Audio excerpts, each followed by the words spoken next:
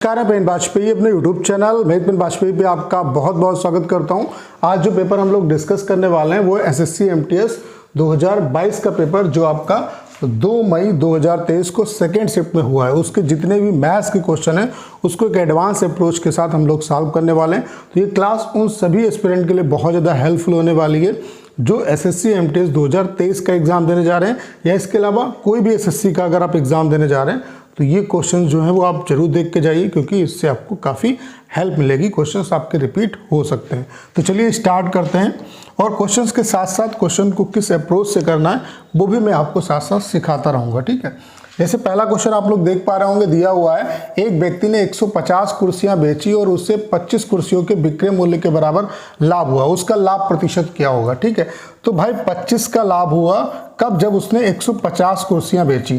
तो ऊपर वाली जो वैल्यू है वो प्रॉफिट को बता रही है, लेकिन नीचे वाली जो वैल्यू है वो किस चीज़ को बता रही है, आपको इससे पता चलेगा लैंग्वेज से कि किसके बराबर फायदा हो रहा है, विक्रय मूल्य के बराबर फायदा हो रहा है। यानी कि नीचे वाली जो वैल्यू है वो किसको बताएगी, एसपी को। तो क्वेश्चन अब ये हो गया आपका कि 150 की कोई चीज़ जब कोई व्यक्ति बेचता है तो उसे 25 का फायदा होता है, यानी कि सीपी कितना हो जाएगा आपका 125। तो एक्चुअल जो फायदा होगा वो आपका किस पे होता है, सीपी पे होता है। तो एक्चुअल जो प्रॉफिट परसेंट होगा वो क्या होगा, 25 का फायदा हुआ किस पे, 125 पे।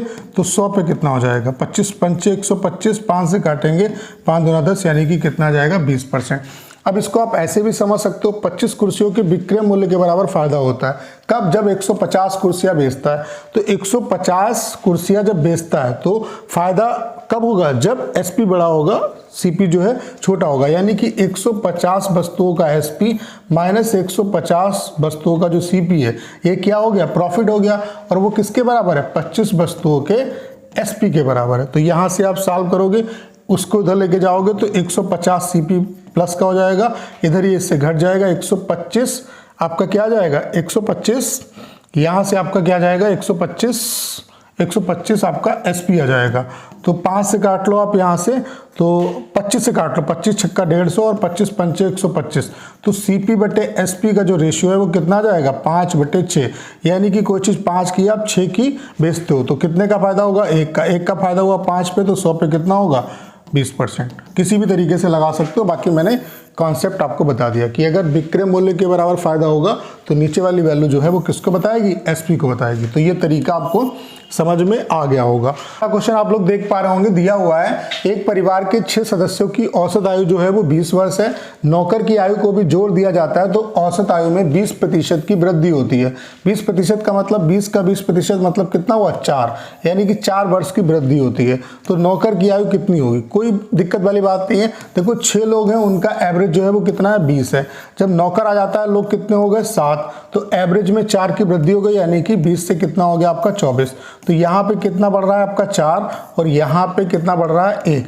तो कुछ नहीं करना, इसको इससे गुणा कर दो, इसको इससे गुणा कर दो, तो ये क्या आएगा, जो एक नया बंदा आया है उसकी एज। तो 6 चौक कितना हुआ आपका 24, और यहाँ पे 24 सेकंड कितना हुआ 24, यानी कि जो नौकर है उसकी एज कितनी हो जाएगी, 24 48 वर्ष हो जाएगी। यानी कि चौथा वाला जो ऑप्शन है वो आपका बिल्कुल करेक्ट है। अगला क्वेश्चन आप लोग देख पा रहे होंगे, दिया हुआ है कि एक बगीचे की सफाई में 6 घंटे का समय लगता है, 2 घंटे 30 मिनट में बगीचे का कितना हिस्सा साफ हो जाएगा। तो 2 घंटे 30 मिनट का मतलब 2 + 1/2 घंटे, 2 दूना 4 और 1 कितना हुआ, 5/2 घंटे। तो 5/2 घंटे में कितना हिस्सा साफ होगा आपका, 5/2, और इसको भाग कर दो 6 से, तो 6 आपका नीचे आ जाएगा। यानी कि टोटल कितना हिस्सा साफ हो जाएगा, 5/12। क्लियर। और अगर पूछे कि कितना हिस्सा शेष बचा, तो 12 में से 5 घटा दो, यानी कि 7/12 हिस्सा शेष बचा, ठीक है। तो यहाँ पे ये पूछ रहा है कितना हिस्सा साफ हो गया, तो 5/12, यानी कि कौन सा ऑप्शन आपका करेक्ट है, दूसरा वाला जो ऑप्शन है वो आपका बिल्कुल करेक्ट है। अगला क्वेश्चन आप लोग देख पा रहे होंगे, यहाँ पे ये बोर्ड मार्क्स का सिंपल सा क्वेश्चन है, बस सॉल्व करना है। देखो 0.18 को 0.9 से अगर आप डिवाइड करोगे तो यहाँ पे आपका कितना जाएगा, ये आपका कितना जाएगा, 9 दूनी 18, यानी कि 0.2 आ जाएगा आपका, और प्लस 0.8 दिया हुआ है। तो 0.2 और 0.8 यानी कि 1 हुआ, और यहाँ पे 0.001 से अगर गुणा करेंगे तो 0.001, यानी कि यही वाला आपका आंसर आ जाएगा। तो 0.001 यानी कि पहला वाला जो ऑप्शन है वो आपका बिल्कुल करेक्ट है। अगला क्वेश्चन आप लोग देख पा रहे होंगे, दिया हुआ है दो संख्याएं 11 और 6 के अनुपात में और उनका जो एचसीएफ है वो 4 है, तो छोटी संख्या क्या होगी। तो अगर संख्या 11 और 6, इसका मतलब है पहली संख्या 11 रेशियो, दूसरी संख्या 6 रेशियो, तो इनका एचसीएफ क्या हो जाएगा 1 रेशियो। कुछ भी कॉमन नहीं होता है तो 1 कॉमन होता है, तो 1 की वैल्यू कितनी है 4 के बराबर।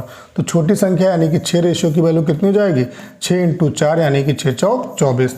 तो कौन सा ऑप्शन आपका करेक्ट है, चौथा वाला जो ऑप्शन है वो आपका बिल्कुल करेक्ट है। अगला क्वेश्चन आप लोग देख पा रहे होंगे, दिया हुआ है 14,136 की राशि को ए, बी और सी के बीच में इस प्रकार से बांटिए कि ए के हिस्से का 2 गुना, बी के हिस्से का 3 गुना और सी के हिस्से का 5 गुना बराबर है। तो सी का हिस्सा क्या होगा, यानी कि ए के हिस्से का 2 गुना, बी के हिस्से का 3 गुना और सी के हिस्से का 5 गुना जो है वो बराबर है। इसका मतलब हम कह सकते हैं कि ए अनुपात बी अनुपात जो सी है वो क्या जाएगा, इसे नीचे लाएंगे तो कितना जाएगा 1/2 अनुपात 1/3 अनुपात 1/5। तो नीचे आप एलसीएम ले लो कितना 30, तो 30 से काटेंगे 2 को तो कितना जाएगा यहाँ पे 15, यहाँ पे कितना आ जाएगा 10 और यहाँ पे कितना आ जाएगा 6, यानी कि इनका जो रेशियो आ गया वो कितना आ गया 15, 10 और 6।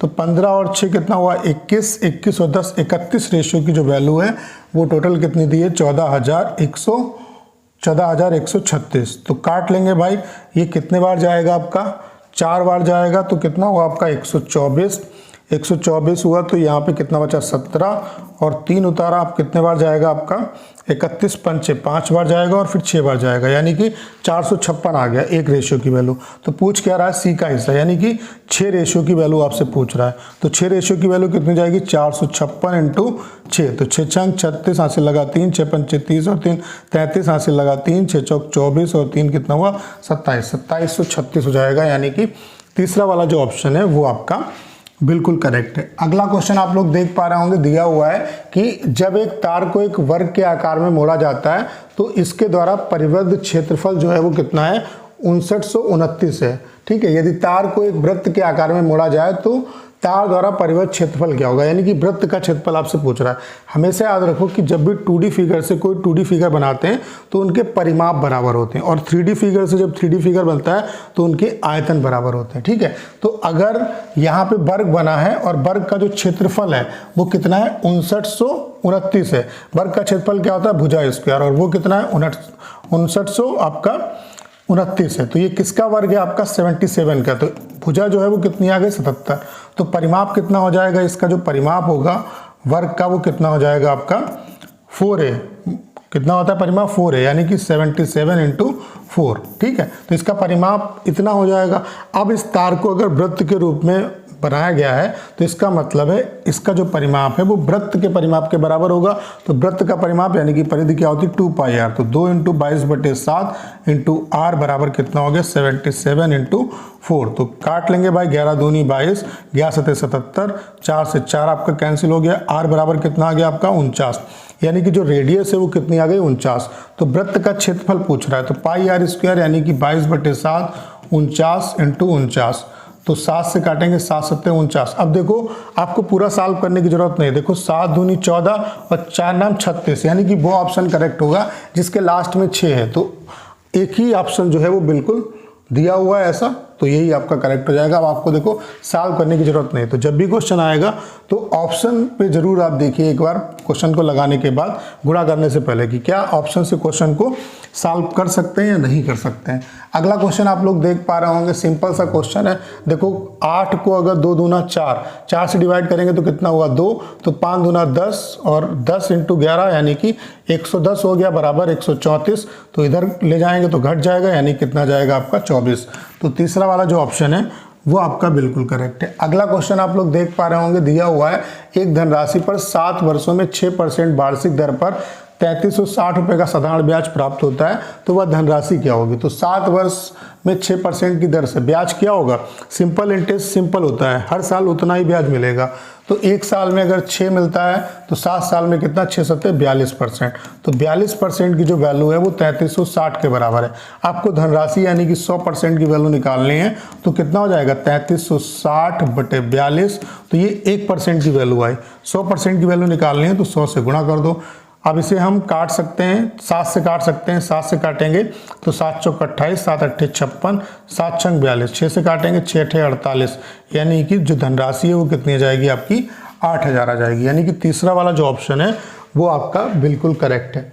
अगला क्वेश्चन आप लोग देख पा रहे होंगे, दो संख्याओं का जो अनुपात है वो कितना है, 5:9। ये अच्छा क्वेश्चन है, 5:9 है। यदि बड़ी संख्या में 6 जोड़ा जाए और छोटी संख्या में 6 घटाया जाए तो बड़ी संख्या और छोटी संख्या का बड़ी संख्या जो है वो छोटी संख्या का 6 गुना हो जाती है। तो संख्या क्या होगी?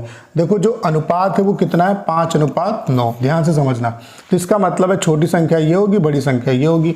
बड़ी संख्या में 6 जोड़ा जाता है और छोटी संख्या में 6 घटाया जाता है, तो बड़ी संख्या छोटी संख्या की 6 गुनी हो जाती है। यानी कि बड़ी और छोटी का अनुपात कितना है, 6 और 1 का है। तो छोटी और बड़ी का अनुपात कितना होगा, 1 और 6 का होगा। अब देखो इसके बीच में डिफरेंस 4 का है और इसके बीच में डिफरेंस 3 का है। जब डिफरेंस बराबर नहीं होगा तो यहाँ पे क्या लगाएंगे, क्रॉस प्रोडक्ट मेथड। इसकी इससे गुणा कर दो, इसकी इससे गुणा कर दो, इनका डिफरेंस ले लो। मतलब अगर एक जैसे साइन है तो डिफरेंस क्या होगा, उन्हें घटा के निकालेंगे। अगर अपोजिट साइन होंगे तो डिफरेंस जो होगा वो जोड़ के निकलेगा। तो 5 छक्का 30 और 9 एक्का 9, तो 30 में से 9 गया तो कितना बचा, 21। तो 21 रेशियो की वैल्यू कितने के बराबर आएगी, देखो 6 छंग 36 और 6 एक्का 6। अब देखो ये माइनस का, ये प्लस का, यानी कि डिफरेंस जोड़ के निकलेगा। तो 36 और 6 कितना हुआ, 42। यानी कि 1 रेशियो की वैल्यू कितनी आ गई, 2। तो संख्या क्या होगी, 5 दूना 10 और ये 9 दूना 18। क्लियर। और जब क्रॉस प्रोडक्ट लगाएंगे तो हमेशा ऊपर वाली ही वैल्यू निकालेंगे। ठीक है, हमेशा ऊपर वाली वैल्यू निकालेंगे। तो उम्मीद है कि ये कॉन्सेप्ट आपको समझ में आ गया होगा। ये कब लगाते हैं, जब डिफरेंस रेशियो का बराबर नहीं होगा। अगला क्वेश्चन आप लोग देख पा रहे होंगे, दिया हुआ है अंकित मूल्य क्रय मूल्य से 10% अधिक है। अंकित मूल्य पर 10% का बट्टा दिया जाता है तो लाभ या हानि क्या होगी। तो सिंपल क्वेश्चन है, आप मौखिक कर सकते हो।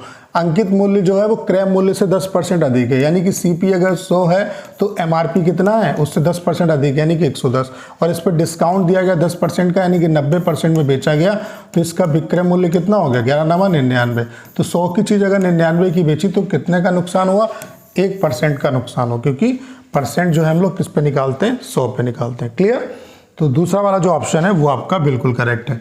अगला क्वेश्चन आप लोग देख पा रहे होंगे, यहाँ पे ये पूछ रहा है दुपहिया वाहनों और बसों की दुर्घटना में अंतर कुल दुर्घटनाओं का कितना प्रतिशत है। टोटल दुर्घटनाएं कितनी होती है, 220 और 180 400 600 और ये आपका कितना हो गया 400। 600 400 कितना होगा, 1000। ठीक है। और यहाँ पे दुपहिया वाहन और बस की दुर्घटना में अंतर कितना है, दुपहिया वाहन कितने हैं आपके 2 व्हीलर्स 330 और बस कितने हैं आपकी 180। तो इनका डिफरेंस कितना है, 150। तो ये इसका कितना प्रतिशत है, कोई दिक्कत वाली बात नहीं। 2 जीरो से 2 जीरो कैंसिल हो गए, यानी कि कितना आ जाएगा आपका 15%। तो पहला वाला जो ऑप्शन है वो आपका बिल्कुल करेक्ट है। अगला क्वेश्चन आप लोग देख पा रहे होंगे, दिया हुआ है 3.6 मीटर परिमाप वाले अर्धवृत्त का क्षेत्रफल क्या होगा। तो आपको पता होना चाहिए अर्धवृत्त देखो इस तरीके से बनता है। मैं इसे डायरेक्ट याद रखो कि अर्धवृत्त का परिमाप जो होता है वो 36/7 इंटू आर होता है। ठीक है। और इसकी वैल्यू कितने के बराबर, 3.6 के बराबर। तो यहाँ से काटेंगे तो 0.1, यानी कि आर बराबर कितना हो जाएगा, 0.7। अभी मैं बताऊंगा कैसे ये आता है। ठीक है। तो r बराबर 0.7। अब देखो अगर रेडियस आपकी 7 हो तो जो पूरे वृत्त का जो क्षेत्रफल है वो कितना आता है, 154। आधा है तो इसको आधे से 2 से डिवाइड कर दो, यानी कितना आ जाएगा 77। अब देखो 0.1 अंक के बाद है रेडियस में, तो क्षेत्रफल में 2 अंक के बाद लगेगा, यानी कि 0.77 आंसर आपका आ जाएगा। अब ये क्यों आता है ऐसा, इसे समझ लो। देखो अर्धवृत्त ये है। ठीक है। अर्धवृत्त का जो परिमाप होगा, परिमाप मतलब इस रस्सी की लंबाई निकालनी है, तो आधा, ये क्या है, आधी परिधि है, तो पूरी परिधि 2πr होती है, तो ये वाली कितनी हो गई, πr। लेकिन ये रेडियस r और ये भी r, यानी कि पूरी इस रस्सी की लंबाई क्या हो जाएगी, πr प्लस 2r। तो पाई की वैल्यू कितनी, 22/7, r प्लस 2r। तो अगर हम r कॉमन लें तो 22/7 इंटू 2, तो 7 दूनी 14 और 22 कितना हुआ, 36। इसीलिए 36/7 इंटू r होता है। क्लियर। तो इसको हमेशा याद रखोगे कि अर्धवृत्त का जो परिमाप होता है वो कितना होता है, 36/7 इंटू आर होता है। क्लियर। तो उम्मीद है कि क्वेश्चन आप समझ पाए होंगे। अगला क्वेश्चन आप लोग देख पा रहे होंगे, दिया हुआ है कि एक सेंटर टेबल को 13,440 रुपये में बेचने पर अर्जित जो लाभ प्रतिशत है समान सेंटर टेबल को 10,560 में बेचने पर हुई हानि के प्रतिशत के बराबर। यानी कि जो इस प्राइस पे SP1 पे बेचते हैं तो जो आपका लाभ होता है कुछ, ठीक है, और इधर SP2 पे बेचते हैं तो कुछ नुकसान होता है। और ये दोनों जो हैं, दोनों के केस में क्या है, ये प्रॉफिट और लॉस बराबर है। अगर प्रॉफिट और लॉस बराबर है तो CP डायरेक्ट आप निकाल सकते हो। कैसे? इन दोनों का सम होगा, यानी कि SP1 प्लस SP2 बटे 2 हो जाएगा। तो कितना हो जाएगा? 13,440 प्लस 10,560 बटे 2। तो ये कितना जाएगा आपका? 24,000। 24,000 बटे 2 करेंगे तो कितना हुआ? 12,000। ठीक है। अब कह रहा है 20% का लाभ अर्जित करने के लिए इस टेबल का विक्रय मूल्य क्या होगा। तो 20% का अगर लाभ चाहिए तो SP क्या हो जाएगा? 12,000 का 120% निकाल दो आप, तो 12 बराबर 144 होता है, यानी कि 14,400 आ जाएगा। अब ये ऐसा क्यों हुआ, इस चीज़ को अगर आप समझना चाहते हो, देखो यहाँ पे लाभ होता है, तो लाभ के केस में SP बड़ा होता है, CP जो है छोटा होता है, यानी कि प्रॉफिट कितना हो जाएगा? 13,440 माइनस CP। क्लियर? और यहाँ पे क्या है? नुकसान होता है, तो CP माइनस SP होगा, CP माइनस 10,560 हो जाएगा, 10,560 हो जाएगा। अब देखो इसको इधर ले आएंगे तो ये जुड़ जाएगा, इधर इससे जुड़ जाएगा, यानी कि 2CP बराबर क्या है? ये अगर SP1 है और ये अगर SP2 है तो क्या हो जाएगा? SP1 plus SP2। तो CP कितना हो जाएगा? SP1 प्लस SP2 बटे 2। तो डायरेक्ट याद रखो कि अगर लाभ और नुकसान जो है बराबर होता है तो CP डायरेक्ट निकाल सकते हैं SP1 प्लस SP2 बटे 2 से। क्लियर? तो यहाँ से कॉन्सेप्ट भी आप समझ पाए होंगे। ठीक है। उसके अलावा अगला क्वेश्चन आप लोग देख पा रहे होंगे, ये भी बहुत अच्छा क्वेश्चन है और इसे आप मिनटों में सॉल्व कर सकते हैं। ठीक है। ऐसा नहीं है कि MTS में अच्छे क्वेश्चन नहीं है, अच्छे क्वेश्चन आपको यहाँ पर भी देखने को मिलेंगे। 11 दोस्तों में हर एक ने टूर पर 18 रुपये खर्च किए और 12वें दोस्त ने उन सभी 12 दोस्तों के खर्च से 11 रुपये कम खर्च किए। 12 दोस्तों द्वारा खर्च की गई कुल धनराशि क्या होगी। देखो भाई, यहाँ पे 11 जो लोग हैं, इन लोगों ने प्रत्येक ने कितने रुपए खर्च किए? 18। ठीक है। और जो ये आपका 12वां व्यक्ति है, इसने कितना खर्च किया? टोटल के एवरेज से 11 कम। तो यहाँ पे ये 11 ही तो दिक्कत पैदा कर रहा है। तो अगर ये 11 इन सभी में बांट दें, इसका मतलब है सभी एवरेज के बराबर ही खर्च करेंगे, क्योंकि सब बराबर खर्च करेंगे और वो बराबर अगर धनराशि खर्च करते हैं, इसका मतलब वही एवरेज होता है। तो अगर ये 11 कम जो है इन 11 लोगों में बांटोगे तो सब में एक एक कम हो जाएगा, यानी कि सभी लोग अब कितना खर्च करेंगे? 17, यानी कि एवरेज जो है आपका वो कितना हो गया? सभी का जो एवरेज है वो कितना हो गया? 17 हो गया। क्लियर? यानी कि ये कितना खर्च करता है? 17 माइनस 11 यानी कि 6। अब क्वेश्चन सिंपल है, तो टोटल धनराशि अगर आपकी खर्च आपको निकालना है तो आप ऐसे निकाल सकते हो। कितना आ जाएगा आपका? आप ऐसे भी निकाल सकते हो कि 12 लोग हैं और सभी जो है वो 17 खर्च कर रहे हैं, सभी को 17 हम खर्च करवा रहे हैं, तो इसका मतलब है 12 × 7 = 84 और हासिल लगा कितना? 8 और 12 × 1 = 12 और 8 कितना हुआ आपका? 20, यानी कि 204 आएगा। आप ऐसे भी निकाल सकते हो कि 11 × 18 और प्लस इसका कितना जाएगा? 6, तब भी आपका जाएगा। देखो, चाहे एवरेज के कॉन्सेप्ट से लगा लो या ऐसे लगा लो। तो उम्मीद है कि क्वेश्चन आप समझ पाए होंगे। इस तरीके से करेंगे बहुत ही ईजिली हो जाएगा। यहाँ पे कभी कभी ये अधिक वाला भी आता है, मोस्टली अधिक वाला आता है कि जो मतलब एक बचा हुआ व्यक्ति है वो 24 अधिक खर्च करता है, तो 24 अधिक खर्च करता है, या मान लेते हैं कितना भी खर्च करता है, तो वो जो अधिक वाला है या कम वाला है वो शेष लोगों में बांट दो, तो सभी को एवरेज के बराबर मिलेगा। तो सिंपल है क्वेश्चन। अगला क्वेश्चन आप लोग देख पा रहे होंगे, यहाँ पे क्या पूछ रहा है? नीचे दी गई तालिका, यहाँ पे क्वेश्चन क्या पूछ रहा है कि A और कंपनी B के औसत बिक्री में अंतर कितना होगा। तो अंतर आपको निकालना है, तो सिंपल कुछ नहीं करना। देखो, इनको जोड़ो और 4 से डिवाइड करो, इनको जोड़ो और 4 से डिवाइड करो और उसका डिफरेंस आपको बताना है। तो इसे सिर्फ आपको कैलकुलेशन करनी है, तो कैलकुलेशन कर लेना। पहला वाला जो क्वेश्चन है, पहला वाला जो ऑप्शन है वो आपका बिल्कुल करेक्ट है। अगला क्वेश्चन आप लोग देख पा रहे होंगे, दिया हुआ है कि एक पुलिसकर्मी को एक चोर 150 मीटर की दूरी पर दिखाई देता है। चोर भागने लगता है और पुलिसकर्मी उसका पीछा करता है। चोर और पुलिसकर्मी क्रमशः 8 किलोमीटर पर आवर और 10 किलोमीटर पर आवर की चाल से दौड़ते हैं। पुलिसकर्मी चोर को कितनी दूरी पर पकड़ लेगा, यानी कि पुलिस द्वारा तय की गई दूरी आपको निकालनी है। देखो, इस क्वेश्चन में मैं आपको कॉन्सेप्ट बता देता हूँ, बाकी आप आगे से याद रखना। पुलिस और चोर के बीच में जो डिफरेंस है वो कितने का है? 150 का। जैसे यहाँ पे पुलिस वाला है, यहाँ पे चोर है। मान लेते हैं यहाँ किसी पॉइंट पे ये पकड़ा जाएगा, तो ये कब पकड़ा जाएगा? जब चोर जितनी देर में यहाँ से यहाँ आए उतनी देर में अगर पुलिस वाला यहाँ से यहाँ पहुँच जाता है तभी पकड़ पाएगा। यानी कि जब भी दो लोगों का मिलन होता है तो मीटिंग टाइम ऑलवेज आपका क्या होता है, कांस्टेंट होता है। और जब टाइम कांस्टेंट होगा तो B1 बटे B2 का जो अनुपात होगा वो D1 और D2 के अनुपात के बराबर होगा, यानी कि चाल का जो अनुपात है वो दूरी के अनुपात के बराबर होगा। तो चाल कितनी है भाई, चोर की चाल 8 है और पुलिस की चाल 10 है, यानी कि चाल का अनुपात 4 और 5 है। इसका मतलब है इनके द्वारा तय की गई जो दूरी है उनका भी अनुपात 4:5 होगा। तो दूरी के बीच का डिफरेंस यानी कि एक रेशियो की वैल्यू कितनी दी है, 150। इनके बीच का गैप कितना है, 150। तो चोर द्वारा अगर तय की गई दूरी निकालनी है तो 4 × 150 हो जाएगा। पुलिस वाले के द्वारा तय की गई दूरी निकालनी है तो 5 × 150 यानी कि 15×5 = 75 आ जाएगा। पुलिस के द्वारा पूछी गई है तो पहला वाला जो ऑप्शन है वो आपका बिल्कुल करेक्ट है। अगला क्वेश्चन आप लोग देख पा रहे होंगे, दिया हुआ है 7205 को चक्रवृद्धि ब्याज वार्षिक रूप से संयोजित की एक योजना में निवेश किया जाता है। यदि ब्याज दर 20% हो तो एक वर्ष में अर्जित ब्याज क्या होगा।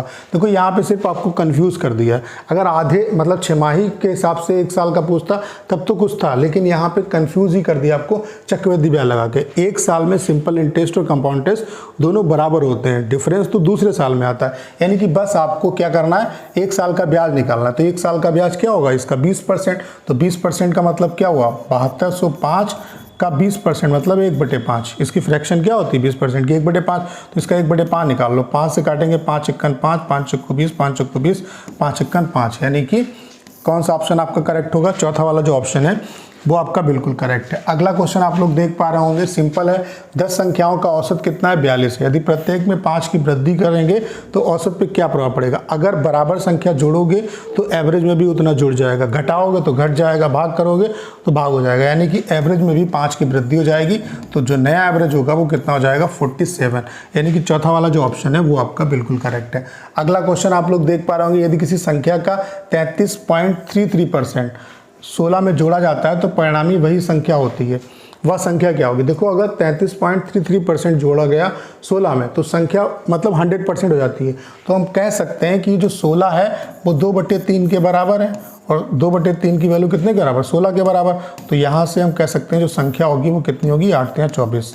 क्लियर। अगर आपको ऐसे नहीं समझ में आया तो ऐसे समझ लो, 16 में जब 33.33% जोड़ा गया, 33.33 को हम लोग लिखते हैं 1/3, जोड़ा गया तो वही संख्या आती है, यानी कि कंप्लीट वो संख्या आ जाती है। इसे हम 100% भी बोल सकते हैं और 100% को ही 1 बोला जाता है। तो इसका मतलब है इधर ले जाओगे तो 2/3 की जो वैल्यू आएगी वो 16 आएगी, यानी कि संख्या कितनी होगी, 24। आप ऐसे समझ सकते हो कि 33.33% 16 में जब जोड़ा गया तो 100% आ गया। इसका मतलब 2/3 यानी कि 66.66% थी, और इतनी की मतलब इतना इसमें जोड़ा गया तो ये 100% हो गया। क्लियर, किसी भी तरीके से समझ सकते हो, ठीक है।